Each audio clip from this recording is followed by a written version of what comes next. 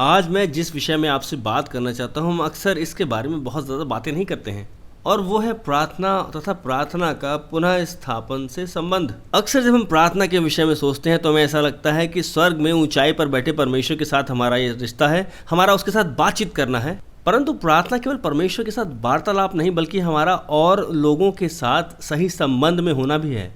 देखें, यीशु ने जब अपने चेलों को प्रार्थना और जीवन के विषय में सिखाया तो उसने उनसे यह कहा, यदि तुम प्रार्थना करने के लिए आते हो और तुम्हारे हृदय में तुम्हारे भाई या बहन के विरोध में कुछ है, तो वेदी पर अपनी भेंट लाने से पहले आप जाएं और जाकर उनके साथ सही संबंध स्थापित करें और फिर अपनी भेंटों को वेदी पर लेकर आओ।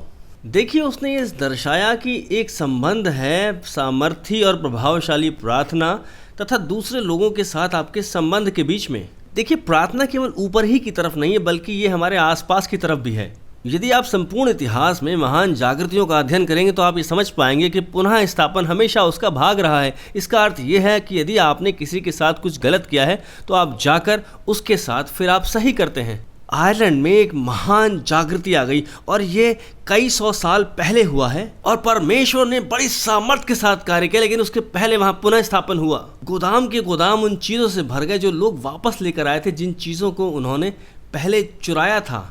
और ये परमेश्वर की आत्मा का अद्भुत कार्य था। मैं अपने जीवन के विषय में भी आपको बता सकता हूँ। जब मैं कॉलेज में छात्र था और मैंने अपनी कक्षा में ऐसे कुछ कार्य किए जो कार्य गलत थे, वहाँ के टीचर तथा कोई भी इसके बारे में नहीं जानता था, पर परमेश्वर ने मेरे हृदय से बात करी। मैं प्रार्थना करने का प्रयास कर रहा था, मेरी प्रार्थनाओं में कोई सामर्थ्य नहीं थी और परमेश्वर बहुत दूर जान पड़ रहे थे। परमेश्वर ने मेरे दिल से बात करी। परमेश्वर ने कहा, सैमी, उस प्रोफेसर के पास जाओ और अपनी गलती का अंगीकार उसके सामने तुम करो। मैं बार बार इससे संघर्ष करता रहा, लेकिन फिर मैंने अंत में कहा, परमेश्वर, किसी से भी बढ़कर मुझे आपकी आवश्यकता है।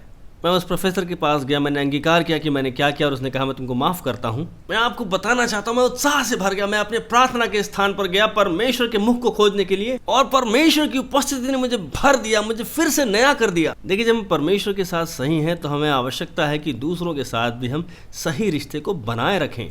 अगर हम प्रार्थना में सामर्थ्य होना चाहते हैं तो ये बहुत ज़रूरी है कि हम पुनर्स्थापन करें, हम लोगों के साथ रिश्ते सही करें।